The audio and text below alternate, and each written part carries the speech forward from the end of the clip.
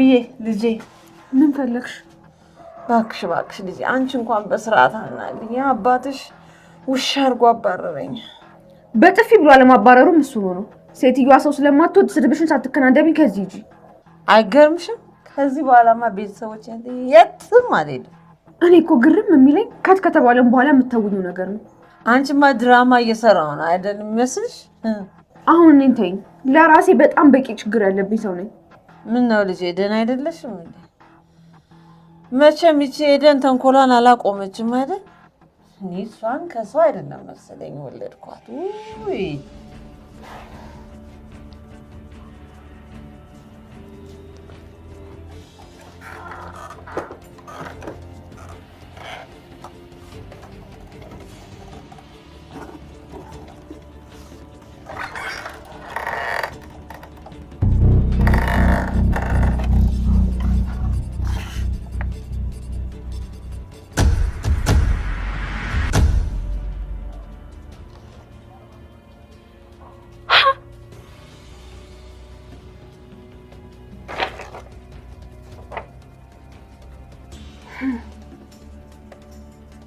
አገኘሁሽ።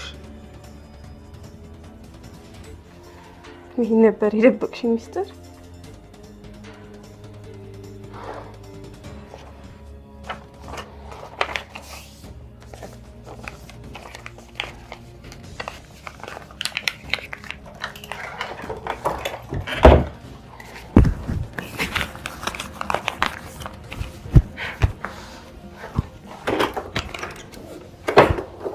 እኔ ስላንቺ ሄደን ምንም አይመለከተኝም። ከዚህ በኋላ አባቴ አጠገብ ማናችሁም እንድትደርሱ አልፈልግም። ትሽ አባቴ አጠገብ አትድረሽ ምናምን ትያለሽ እንዴ? ደግሞ ደህና አባት እንዳለው ሰው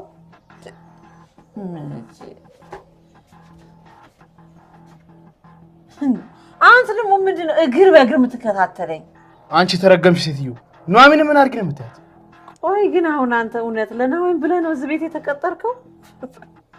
ፍቅራችሁ እንደው በቃ ሰብለ ወንጌልንና በዛብህን ያስንቃል እኮ። ትልቅ ሰው ነሽ ብዬ ለመረሽ አስቤ ነበር። አሁን ግን ትንሽ ሆነሽን ስላወቅ ወደ ትናንሽ ነው መቀየርሽ። እሺ እኔ የምልህ ቆይ ግን አሁን እዚህ ቤት ያሉ ሰዎች አንተና እሷ ኑሐሚን ማለት ነው ፍቅረኛሞች እንደሆናችሁ በጭራሽ አያውቁም አሉ ወይ? እሱን ልናገርና እኔ ስምጥ ብዬ ልቅር እንዴ? ሂጂና ተናገሪያ። ከዛ የመጣብሽ ነገር እናሳይሻለሁ። እሺ ዝም በል እባክህ። እዛ ሱሪን ሰቅላ አስፈራራ። ማንም አይፈራም። እሺ አንቺ ኑሐሚን የምልሽ አቶ ለይኩን አይመጣም እንዴ?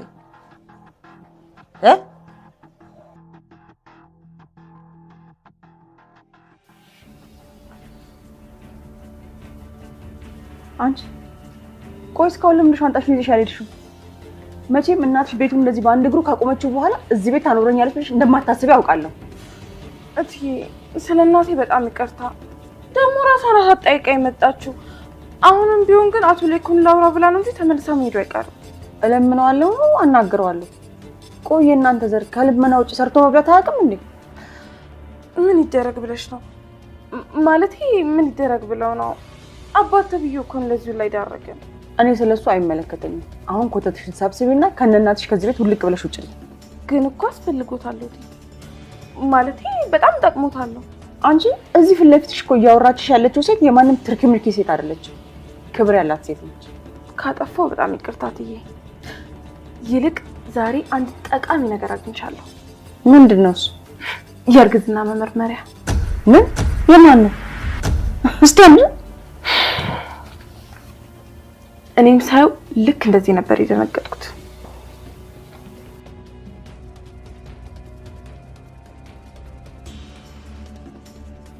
ኑሐሚን ነፍሰ ጡር ናት። ምን?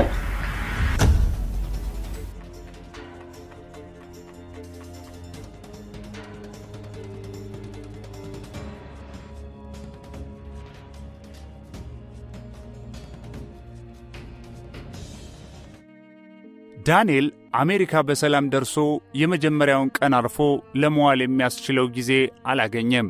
ቤቱን ከፍቶ እንደገባ እንዲሁ ባዶ እጁን ላለመሆን ሲል በውስጧ 2 ያህል ልብሶች ብቻ የነበሩባትን አነስተኛ ሻንጣ ወርወር አድርጎ ቤቱን ቃኘው።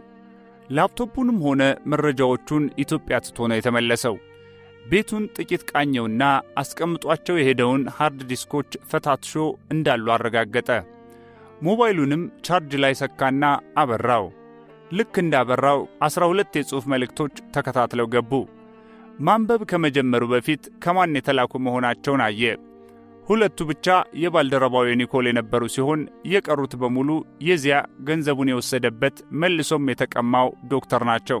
ደንገጥ ሊላለና ተወት አደረገው። ተረጋግቶም ማንበብ ጀመረ። ቀድሞ ያነበበው የኒኮልን ሲሆን የከፋ ነገር ሳይኖር ምን ነው ጠፋህ የሚሉ መልእክቶች ናቸው። የቀሩት የዶክተሩ መልእክቶች ደግሞ ያልተጠበቁና ግራ አጋቢ የሆኑ ሲሆኑ ሁሉም መልእክቶች ተመሳሳይ ጭብጥ ያላቸው ነበሩ። እባክህ ዳንኤል፣ ይህ መልእክት እንደደረሰ ደውልልኝ። ስልክ ቁጥርህን ማስታወሻዬ ላይ ጽፌ ስለነበር ላገኘው ቻልኩና ደጋግሜ ሞከርኩ። ስልክህ ግን ዝግ ነው። እባክህ ፕሊዝ ፕሊዝ ፕሊዝ፣ በጸጸት ከመሞቴ በፊት ቶሎ አግኘኝና መንፈሴን አሳርፌ ልሙት። የበደልኩህን ሁሉ ረስተህ አንዴ ብቻ ደውልልኝና በቃኝ፣ በፈጠረ ላስረዳ የሚሉ የተማጽኖ ጭብጦች ያሏቸውና ብዙ ፕሊዝ ፕሊዝ የሚሉ ቃላቶች የታጨቁባቸው ሆኖ አገኛቸው። ዳንኤል እንደ መሳቅም ግራ እንደ መጋባትም እያለ ቆየና ጉዱን ልስማው ብሎ ወስኖ አልጋው ላይ አረፋለና ዘና ብሎ ደወለለት። ሄለው ዳንኤል፣ ደወልክልኝ? ማመን አልችልም። ተባረክ፣ እንኳን ደወልክ እያለ ከፍተኛ ለቅሶ በተቀላቀለበት አንደበት ረጅም ሰዓት አወራው። በመሃልም የስልኩ ካርድ አለቀና ተቋረጠበት። ወጥቶ ካርድ ሊገዛ ከመነሳቱ ግን ዶክተሩ ራሱ ደወለና ከ30 ደቂቃ በላይ አወራው። ዳንኤልም ዶክተሩን አናግሮ እንደጨረሰ ስልኩን እንደዘጋ እንባውን ጠራርጎ ከቤቱ ወጣና ካርድ ገዝቶ ተመለሰ። ዳንኤል የዳዊትንም የፍጹምንም ስልክ ቁጥር ተቀብሎ ጽፎ የመጣ ቢሆንም አንብቦ መደወልና ሴም ማድረግ ሳይጠበቅበት እንዲሁ በቃሉ ይዞት ነበርና ቁጥሮቹን ነካክቶ ወደ ዳዊት ደወለ። እንኳን ሰላም ገባ ዳኒ፣ ትንሽ አረፍ አትልም እንዴ? እርግጠኛ ነኝ ገና ሳትቀመጥ እንደገባህ ስልክህን አብርተህ ነው የደወልከው። አይ ከዚህ በፊት የያዝኳትን ሻንጣ ጥጋስ ይዣለሁ። ያው ነው፣ ዋናው አለመቀመጥህ ነው። እንዴት ነው ቤቱ? ሰላም ነው? ሁሉም ሰላም ነው ዳዊቴ። እንዳልከው እንደገባሁ ገና ሳልቀመጥ ስልኬን አብርቼ ወደ እናንተ ልደውል ስል 12 የጽሑፍ መልእክቶች አገኘሁ። 2ቱ የባልደረባዬ የኒኮል የምነው ጠፋ ሰላማዊ ጥያቄዎች ነበሩ። ሌሎች 10 ግን የዶክተሩ ናቸው። እሺ ምን ይላሉ? ሁሉም መልእክቶች አንድ አይነት የሆኑና የደውልልኝ ልምምጥ ነበሩ።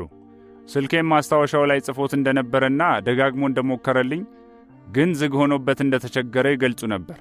የልመናና የመማፀን ቃላቶች እንዳሉ ሆነው በዋናነት ተጸጽቻለሁና ነፍሴን አሳርፌ ልሙት አይነት ነገሮች ሆነው ሳገኝ እስቲ ጉዱን ልስማው ይሄን ቀልደኛ ከሃዲ ብዬ ቀድሜ ለሱ ደወልኩ።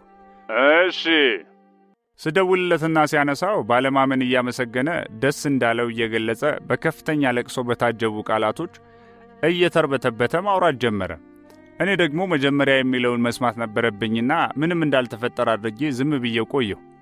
ከዚያ በመደወል አመስግኖኝ ሲያበቃ አንድ ነገር ብቻ ንገረኝ እባክህ አለኝ። ምን አልኩት። ዳንኤል ላታምነኝ ትችላለህ፣ ብቻ ግን በእግዚአብሔር ስም ይዤሃለሁ። ስልኩን ተናደስ አትዘጋው፣ በደንብ አዳምጠኝ። ካዳመጥከኝ በኋላ ባታምነኝም ግድ የለኝም። ከዚያ በፊት ግን አንዲት ጥያቄ ብቻ መልስልኝ። አንተ ራስህ ነው አይደል ንብረትህን የወሰድከው? አለ እያለቀሰ። ስለምን እንደምታወራ ሊገባኝ አልቻለም ስለው እንደኔ ግምት ያው ሌላም ሰው ስለሌለ ፈጥነህ ወደ አሜሪካ እንደተመለስክና በንዴት ከሌሎች ጋር መጥተህ ተረጋግተህ ንብረትህን ለመውሰድ እንደቻልክ ነው። ቤቴንም ቢሆን ሙሉ ስሜን ይዘህ ብታጠያይቅ በመዘጋጃም በምንም አጣርተህ በስሜ የተገዛ ቤት መሆኑን ተረድተህ ራስህ መጥተህ እንደወሰድከው ነው። ያን እንደማታደርግ ብገምትም ግን ምናልባት አድርገኸው ቢሆን ብዬ አሰብኩ። ያ ኮንዶሚኒየም ያከራየኝ ሰው ጋርም ደውዬ ነበር። ምን እንደተፈጠረና እንዴት እንዳዘንክ ነገረኝ። እኔንም ሰደበኝ። የመታወቂያዬን ኮፒ ወረቀት እንደሰጠህም ነገረኝ። እሱን እንኳን ተወው፣ ሳጭበረብርበት የነበረ ፎርጅድ መታወቂያ ነው። ግምቴ ትክክል ሆኖ ንብረትህን የወሰድከው ራስህ እንደሆንክ ካወቅኩ ብቻ ነፍሴ ታርፋለች እያለ ያለቅስ ገባ። እናመንከው? አላመንኩትም ነበር ዴቭ። እና ግን ራሱ በተረከው መንገድ እንደወሰድኩ ካወቀ በለጠንም ሆነ ማንንም አለመጠርጠሩ ደስ እያለኝ ዝም ብዬ ስሰማው መልስም ሳልሰጠው ቆየሁ። እሺ ይችን ብቻ ንገረኝ ብሎ አስጨነቀኝ። እንደዚህ ያደረግኩ ብልህ ምን ልትል ነው ዶክተር? ብዬ እየሳቅኩ ጠየቅኩት። እንደዚያ ከሆነ ነፍሴ ታርፋለች፣ እንደዚያ ካልሆነም የሰው ሐቅ ትበላለህ ብዬ ስለማላስብና ምናልባት በጣም ሰክሬ ገብቼ በሩንም ሳልዘጋው ተኝቼ ስለነበር በቅርብ ያለ ሰው ገብቶ ድንገት ዘርፎኝ ሊሆን ይችላልና ለገጣፎ ሌላ ቤት ስላለኝ እሱን ለልጆች አድርጌ ይህን አዲስ የገዛሁትን ቤት ሸጬ ሙሉ ገንዘብህን ባይሆን እንኳን የልጅነት ላብህ ነውና ለይቅርታ ያህል የቻልኩትን ያህል እሰጥሃለሁ። እንግዲህ እውነቱ ይሄ ነው። አሁን ደግሞ ሄኖክን ካለበት ጠርተን እባክህ አንዳንድ እንግሊዝኛ በቅንፍ አስገባልን አንልም። ሌላው ቀርቶ ወደ እንግሊዝኛ በመተርጎም እንኳን ምንም ዓለም እየተነጋገረበት ለኛ ምንም ሃይማኖታዊ መጽሐፍ ብቻ እኮ አይደለም፣ ዩኒቨርሳል የሆነ መጽሐፍ ነው። ትኩረት የመስጠት ጉዳይ ነው። የኛዎቹ ያ ሲያቅታቸው ተረት አሉት። የቀድሞ ሰነዶችን ተረት ናቸው በማለት ላይ የተመሰረተ ባዶነትን የተላበሰ የማጣጣል ትችት ለዚህ ሕዝብ አይጠቅምም። እውነትን እያዳፈነበት ነው የሚሄደው። ተቺዎቹ አንዲት ነገር ሰርተው እስካላሳዩን ድረስ ተረትነቱን በማስረጃ አስደግፈው እስካላቀረቡ ድረስ የቀድሞዎቹን ሰነዶችና ሰዎቻቸውንም ልንንቅበት የምንችልበት ምክንያት የለም። ከነዚህኞቹ ባዶነት የቀድሞዎቹ ተረት ይሻለናል። እነሱም ቢሆኑ something is better than nothing ነው የሚሉት። ስለዚህ አንድ የያዝከው መረጃ በነጭ በኩል ካልወጣ የሚፈለገውን ያህል ለውጥ አያመጣም። ብንጽፈውም ያው ነው፣ ቪዲዮውን ብንለቀውም ያው ነው። ሕዝቡ እንዲነቃ የማይፈልግ አካል እስካለ ድረስ አስቸጋሪ ነው እና ይህን እያየሁ በመተቻቸት ሳይሆን በመተራረም ሂደት ማለፍ አለመቻላችንን እያሰብኩ አፍር ነበር፣ አዝን ነበር። አሁን ግን ለምን እንዲያ እንደሆነ ገባን። አለቅ ያለን ክፉ አባዜ አለ፣ አምልኮተ ነጭ። ይህ አባዜ ለክፉ አይሰጥ የነበረ ቢሆን መልካም፣ ግን ብዙ እውነቶች ተዳፍነው እንዲቀጥሉ በር ከፍቶ የቆየ ጉዳይ ሆነ። በተለይ በታሪካዊ ጉዳይ ላይና በእውነተኛ ነገሮች ላይ ያ ተጽዕኖም ዛሬ ድረስ እንደተጠናወተን ነውና ምንም እውነት ብትይዝና ብትጽፍ ሀበሻ እስከሆንክ ድረስ ሀበሻን ማሳመን አትችልም። በተለይ ይህን ያዝከውን ከፍተኛ መረጃ። ሌላ አይነት መረጃ ቢሆን ችግር አልነበረውም። ይህ ግን ግድ የለም፣ ነጭ ከጻፈው ያላንዳች ጥርጥር ሁሉም ወዶ ሳይሆን በግዱ አምኖ ይቀበላልና በነጭ በኩል ይፋ እናወጣዋለን። ይህ ዛቻ አይደለም ዳኔ፣ ሕመም ነው። ስለዚህ በዚህ አይነቱ መንገድ ነው አገራችንንም ሕዝባችንንም በተቻለን መጠን መጥቀም የምንችለው። ለእንዲህ አይነቱ ዓላማ ስንል ብቻ አንድ አፍታ እንደነሱ ምልምሎች ደደብ እንሁንና ያን እናድርግ። እንግዲህ ቪዲዮውን ብቻ ሳይሆን ሰነዱን እንዳየኸው የሚገርምና የሚደንቅ ነው። ታዲያ ይህን ሁሉ ግልጽ ቀመር ለማን ትሰጣለህ? አንተም ጠፍተህ መረጃውም ተመልሶ ወደ ባለቤቶቹ ገብቶ እውነታውም ተቀብሮ ሴረኞቹም ሳይሰናከሉ አሁን በዚህ ቀመር ተነስታ ኢትዮጵያ ምንም አታድርግ እንበል፣ ለራሷም አትጠቀምበት እንበል። ግን ቢያንስ የረፈደ ቢረፍድ ቢያንስ አጠፋፏን ቢያንስ ይህ ሁሉ ነገር ሲደረግባት የቆየው ለምን እንደነበር ቢያንስ እየተቆፈረች መሆኗን ቢያንስ ለየትኛው የምሁራን ኅብረት ነው የምንሰጠው? ለየትኛው መንግሥት ነው የምንሰጠው? ቪዲዮውንና የስብሰባውን ክፍል ተወው ዳኒ፣ እኔ ነገውኑ ተርጉሜ ይፋ አድርገዋለሁ። ይህስ ቀመር እንዴት ነው በእኛ በኩል ወጥቶ ወደ ተግባር ተለውጦ? ሕልም እኮ ነው ዳኒ። መሬት ቆፍረህ ከመቅበር ውጭ ምን ልታደርገው ትችላለህ? ማንስ ይሰማሃል? ይህን ሁሉ ሰነድ ራስህን አጥተህ ሞተህለት በየአደባባዩ ብትለጥፈው እንኳ ገንጥለው አንስተው የደቂቃ ትኩረት እንኳ ሳይሰጡ ይተቹታል እንጂ 1 + 1 2 የመሆኑን ያህል ቀላል መሆኑን ተረድተው ሲጓዙበት ወይም ወደ ሕዝብ እንዲደርስ ሲሞክሩ አታይም። በዚህ 100% እርግጠኛ ነኝ። አንተ ርቀ ስለኖርክና የአገርን ጥማት ስለምታውቀው ሕይወትህንም የሚያሰጥ ቢሆን ለመስጠት ተዘጋጅተህ መጣህ። እንደማይቀበሉህ እያወቅክና ተስፋ እየቆረጥክ እየተሳደብክም ቢሆን ይዘህ መጣህ። መጥተህም አበድክለት። በታዘዘ ገጠመኝ ማግኘትህ እንዳለ ሆኖ ግን ካገኘኸውና ካየኸው በኋላ ሳትውል ሳታድር አገሬ ብለህ ሮጠህ መጣህ። ያውም የሌላ አገር ዜግነት ኖሮህ። እኔ ከራሴ በላይ ላንተ ትልቅና ልገልጸው የማልችል ግዙፍ አክብሮት አለኝ። ጥረትህንም አደንቃለሁ። እኛ ግን ስንሰዳደብ፣ ስናጣጥል፣ ስንበሻሸቅ የኖርን ስለሆን ያንተን ያህል አገራዊ ስሜት ውስጣችን ላይኖር ይችላል። አገራዊ ስሜት የሚለው ነገር በጊዜ ሂደትና በመሰዳደብ ብዛት ራስን በማንቋሸሽ አባዜ ከውስጣችን እየጠፋ ሄዶ ጨርሶ እየተዳፈነብን ያለን። በምናየው በምንሰማው ነገር እየቆሰልን ተስፋ ቆርጠን የቆየን። አንተ የአገር ናፍቆት ስላለብህ ነው ዳኒ። ለእኛ ግን አገር መሬት ብቻ ከሆነብን ቆይቷል። እሱም እየቀረ ነው። መሬት ደግሞ መሬት ነው። አይናገር አይጋገር። ሊናገርለት የሚችለው የቆመበት ሰው ነው። ይህች አገርም ሊናገርላት የሚችለው የቆመባት ሰው የሚኖርባት ዜጋ ነው። የሚናገርላት ግን የለም። ሊናገሩላት የሚችሉትን አፎች የሚለጉሙ ዜጎች ግን አሏት። ታዲያ ለማን ትሰጣለህ? ለማንስ ነው ዕውቀት ብለህ የምታቀርበው? አስቸጋሪ ነው። ደግነቱ ራሱ ፈጣሪ የሚጨነቅበት መሆኑ ነው። ያም ቢሆን እወቅ ተብሎ በግልጽ የተሰጠህን ነገር ይፋ አውጥቶ ማስደመሙ ብቻውን ብዙ ትርጉም ነበረው። ብዙ ከትርጉምም በላይ ድንቅ ነገር። ግን ለማን ትሰጣለህ? ለማንስ አቤት ትላለህ? ሌላው ቀርቶ የሃይማኖት ሊቃውንት የሚባሉት ሳይቀሩ ተመሳሳይ በሆነ ፍዘት ውስጥ ያሉ ናቸው። ካባቸውን እየጎተቱ በጌጣጌጥ የተንቆጠቆጠ ኮፍያቸውን ደፍተው ሪዛቸውን እያፍተለተሉ ተኮፍሰው ታያለህ። አንዲት የፈቷት ቅኔ ግን የለችም። ንግሥተ ሳባ የእኛ ናት፣ ጽላቱም የእኛ ነው፣ በእጃችን አለ ይላሉ። እውነት ነው። ግን ጳጳሱ እንዳለው ይህ ሁሉ የእነሱ መሆኑን አምነው ንግሥተ ሳባ ከዘንዶ መጣች የሚለውን ቆርጠው ጥለዋል። ከጣሉ ሁሉንም ለምን አይጥሉም? ያ ከንቱ ጳጳስ ግን እነሱ ለዘመናት ተዳፍኖባቸው የነበረውን ቅኔ በደቂቃ ፈታት። አሻሽለን ተረጎምን ብለው ኢትዮጵያ የሚለውን ቃል ስላልገባቸው ብቻ፣ ከዘንዶ ጋር ስለተገናኘ ብቻ የሰለሞንን አባት ዳዊትን የሚያርሙ እናም ኢትዮጵያ የሚለውን ምድረ በዳ ብለው ለውጠው ከመጽሐፍ ቅዱስ ቆርጠው የሚጥሉ ሊቃውንት ያሏት አገር ሆነ ተብሎና ተፈልጎ 44 ጊዜ ኢትዮጵያ ተብሎ በመጽሐፍ ቅዱስ የተጠቀሰውን ወደ 43 ዝቅ እያሉ በደንብ ዝቅ የሚያደርጉ እና ሁሉም ያው ነው። ምሁሩም፣ የሃይማኖት ሊቁም፣ ፖለቲከኛውም ምኑም ያው ነው። ስለዚህ ለሕዝቡ ለራሱ ክፍት አድርጎ በነፍስ ወከፍ መተው። ያ ጳጳስም ያለው ይሄንኑ ነው። ካልገባቸው መተው አለኮ።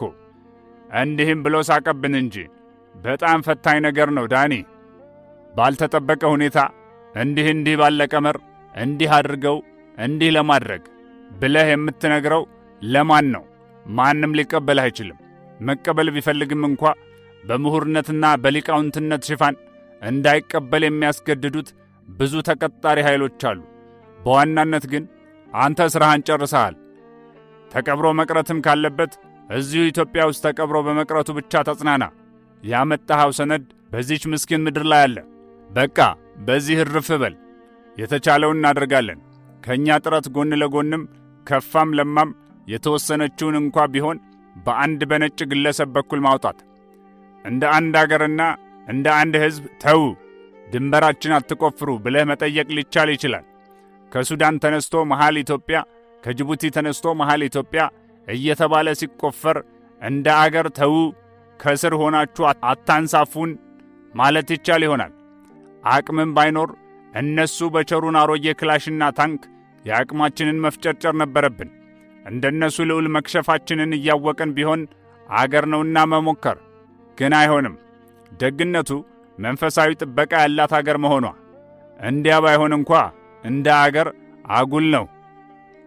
አቅም በማጣት ብቻ አይደለም፣ ኒውክሌር ስላላቸው አይደለም። እነሱ ያሉት መንፈሳዊ እገዛ ስላለ ስለሌለ ሳይሆን እንዲሁ በማንነት ጉዳይ የሆነ ነገር መደረግ ይችል ነበር። ግን አይሆንም። አገሬንማ አትቆፍሯትም ዘራፍ ብለህ መነሳት እኮ አትችልም። ያን ለማድረግ ኅብረት ያስፈልጋል፣ አንድነት ያስፈልጋል። መንግሥትና ሕዝብ አንድ ሊሆን ይገባል። ስለሚባለው ሳይሆን ስለ እውነታው እንወያይ ከተባለ በአሁኑ ዘመን ሕዝብና መንግሥት አንድ ነው። ፍቅር አለን፣ መተባበርስ እንችላለን። ጦር ስላለ ስለሌለ አይደለም። የአንድ አገር ጠባቂ መከላከያ ሰራዊት ብቻ አይደለም፣ ሕዝብ ነው። መንግሥት ብቻ አይደለም፣ ኅብረተሰቡ ነው። እና እነዚህ ነገሮች እንደሚባለው በአሁኑ ሰዓት የአንድ ሳንቲም ሁለት ገጽታዎች ናቸውን? የሃይማኖት መሪው ከምዕመኑ፣ መንግሥት ከሕዝቡ፣ ጦሩ ከኅብረተሰቡ ይህንን ያህል የቀረበ ዝምድና አለው? በእውቀትስ ማን ይበልጣል? ማን ማንን ያከብራል? ታዲያ ይህ ሁሉ በሌለበት ነገሩ ሁሉ ምን ትርጉም አለው? ሰኞ ተወረህ ማክሰኞ ኅብረት ፈጥረህ አገርህን ልትከላከል አትችልም። ተሳስሮ የቆየና ለጊዜው የተለያየ ነገ ስትጠራው ፈጥኖ የሚሰባሰብ ሕዝብ ያስፈልግሃል። ሕዝብ ያስፈልጋል። አርበኛ ለመሆንም እኮ ኅብረት ያስፈልጋል። ኅብረት በሌለበት ብታቅራራ፣ ብቻህን ብትፎክር ብቻህን ነው። ይህ ደግሞ ውበትም ውጤትም የለውም። እረኛ ሆነህ ፍየል እየጠበቅክ ሲደብርህና አልመሽል ሲል አረጎራ ወረደኑ የምትለውን አይነት ነው የሚሆነው። ዘራፍ የኢትዮጵያ ጀግና፣ መሬቱን የማያስነካ ታች አስቆፍሮ የማይንሳፈፍ ዘራፍ ብትል ቁጭ በል ወገኛ፣ የቀረበሃል ቆፍረህ አውጥተህ ይልሃል እንጂ አብሮ እንዲያበል እያለ የሚከተል የለም። አርበኛ መሆን እስከማንችል ድረስ አፍረክርከውናል እኮ። እንዴት ተሳካላቸው? እንደ ትላንቱ እንደ አፄ ኃይለ ሥላሴ ዘመን ክቡር ሆይ እርስዎ በጅቡቲ አድርገው ወደ ሎንዶን ያቅኑ፣ እኛ መቀመጫችን ጎዴ ላይ አርገንም ቢሆን እንፋለማለን፣ ማኅተሙንም ለጠላት አንሰጥም፣ አምላካችንም ይረዳናል፣ አቅም የሱ ነው አይዞ ብሎ መሪውን በክብር በጅቡቲ በኩል ሸኝቶ ሊፋለም የሚነሳ ኅብረት ነው እንዴ አሁን ያለው? ያኮ ድሮ ቀረ፣ ደግሞም የሚሸሽበት አገር የለም አለና ዳዊት በድንገት ከትከትከት ብሎ ሳቀ። ጎሽ እንደሱ ስትስቅ ይሻላል ዴቭ፣ ስትቆጣ በጣም ነው የምታስደነግጠው አለው ዳንኤል ተንፈስ እያለ። ይቅርታ እንግዲህ ወንድማማች እስከሆን ድረስ መቻቻል አለብን። ብቻ ግን የሳቅኩት ጳጳሱ ትዝ ብሎኝ ነው። ልብ ብለሃል? እንደ ሕፃን ልጅ አንድ እጁን ወደ ላይ ከፍ እያደረገ በጣታችን ክሊክ እያረግን ነው የምንተኩሰው አለ። በጣታችን ክሊክ እያረግን ነው የምንተኩሰው አለ። ክሊክ አባባሉና አክቱ ትዝ ብሎኝ ነው። እና የድሮ ባንዳ 12 ጥይት አንድ አሮዬ ቆመ ጠብቀኝ ከሽራፊ መሬት ጋር ተሰጥቶት ነው ከነጭ ጌታው ስር ሆኖ ላይታች እያለ የባንዳነቱን ተግባር የሚወጣው። ከፍ እያለ ሲሄድ ጭቃሹም የጎጥሹም የወረዳ እያለ ይቀጥል ነበር። የዛሬ ባንዳ ጳጳሱ እንዳለው ዘመናዊ አውቶሞቢሉን እያሽከረከረ ቤቱ ገብቶ በፌስቡክ ክሊክ እያደረገ ነው የባንዳነቱን ተግባር የሚወጣው። ከፌስቡክ አቅም ስንት ባንዳ አለ መሰለ። ሆነ ብሎ የብሔር ግጭት፣ የሃይማኖት ግጭት ለመፍጠር ተቀጥሮ የሚሠራ አላስፈላጊ የሆኑ ሐሰተኛና ግጭት ቀስቃሽ ጥቅሶችን ፖስት የሚያደርግ ክሊክ ነዋ ጨዋታው። በዚህ ነው የሳቅኩት። በጣም የሚያስቅ ነው። በ100 ብር አበል ቁጭ ብለው ክሊክ እያደረጉ የሚውሉ ቅጥረኞች ያሉባት አገር እኮ ናት። ባንዳነት ነው፣ ክሊክ ነው። ከዘመናዊ የባንዳነት መገለጫዎች ውስጥ አንዱና ተራው ይሄ ነው። 12 ጥይት አንድ አሮዬ ቆመ ጠብቀኝ ከሽራፊ መሬት ጋር ተሰጥቶት ከየታው ስር ሆኖ ላይታች እያለ የባንዳነቱን ተግባር የሚወጣ ያልነው ተሻሽሎ ከዘመኑ ጋር ዘምኖ በዚህ መልኩ ቀርቧል። ከፍ እያለ ሲሄድ ደግሞ ጭቃሹም የጎጥሹም የወረዳ እያለ ዘመናዊነቱን ጠብቆ በቢሮና በሌሎች እያደገ ይቀጥላል። ፌስቡክ፣ ሬዲዮ ጣቢያ፣ ጋዜጣ ብዙ መገለጫ አለው። ለማንኛውም በነጭ በኩል ማውጣት የሚያስፈልገው ይህን አይነቱን ተራ ስጋት ብቻ መሠረት በማድረግ አይደለም። በዋናነት አገሪቱን አላስፈላጊ ነገር ውስጥ ላለመክተት ሲባል መሆኑ መታወቅ አለበት። ብዙ ስካን ተደርገው መግባት የሚገባቸው የስምምነት ሰነዶች ያሉ ቢሆንም በእኛ በኩል ይፋ ማውጣቱ አስቸጋሪ ነው። ኢትዮጵያ ማወቋን ካወቁና ሙሉ መረጃው እንደደረሰን ከተረዱ ያለ ጊዜዋ ቢሆን ሊያጠፏት ይችላሉ። ስለሚፈልጓትና ንብረት አለን ብለው ስለሚያስቡ በኒውክሌር ባይመቷትም በኢቦላም ሆነ በሌላ ከወዲሁ ሊጨርሱን ይችላሉ። ይህን በማሰብ ጥንቃቄ ማድረጉ ተገቢ ነው። ባንዳዎቹ ቢነግሯቸው እንኳ እስካን ተደርጎ የገባ ዶክመንት እስከሌለ ድረስ በልብ ወለድ መልክ ጭምጭምታ ሰምተናል። ይህንንም ሁሉም ዜጋ እያወቀ ነው ብለው ነው ሊነግሯቸው የሚችሉት እንጂ ማኅተም ያለው ወረቀት በፌስቡክ ሊልኩላቸው ስለማይችሉ እኛ ዜጎች በልብ ወለድ መልክ እየተረዳን እንቆይና ነጮች ይፋ ያድርጉት።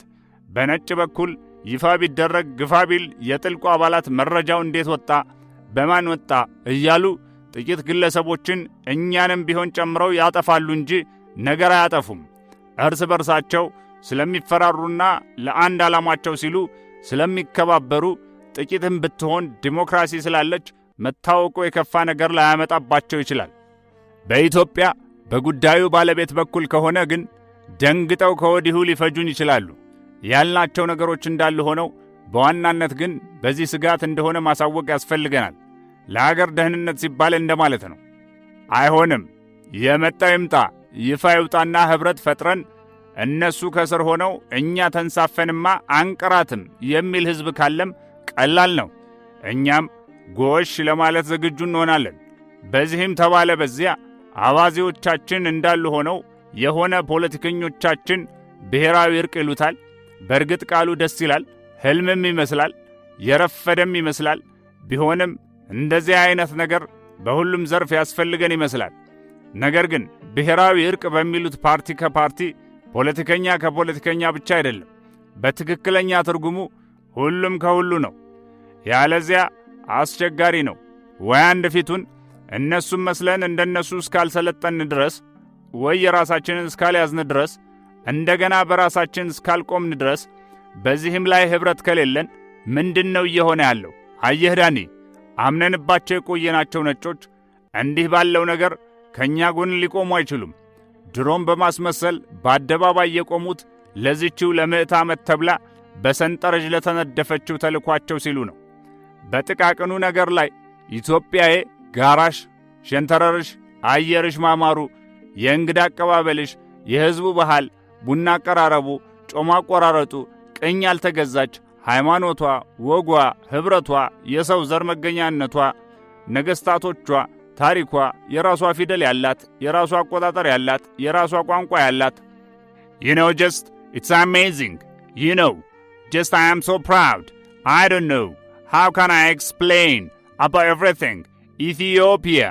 Wow. The weather is fine. The people are fine. Everything is good.